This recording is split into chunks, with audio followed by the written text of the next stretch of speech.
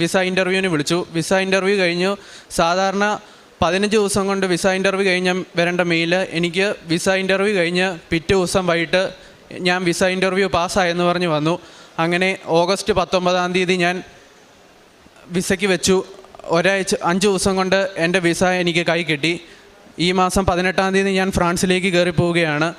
എൻ്റെ ജീവിതത്തിൽ ഉടമ്പടി എടുത്ത് കഴിഞ്ഞേ പിന്നെ എൻ്റെ ജീവിതത്തിൽ വന്ന മാറ്റം എന്ന് പറയാനായിട്ട് ആത്മീയമായി വന്ന മാറ്റം, ബൈബിൾ കൈകൊണ്ട് പോലും തൊടാത്ത ഞാൻ ഉടമ്പടി എടുത്തേ പിന്നെ ദിവസവും അരമണിക്കൂർ മുതൽ 3/4 മണിക്കൂർ വരെ ഞാൻ ബൈബിൾ വായിക്കും.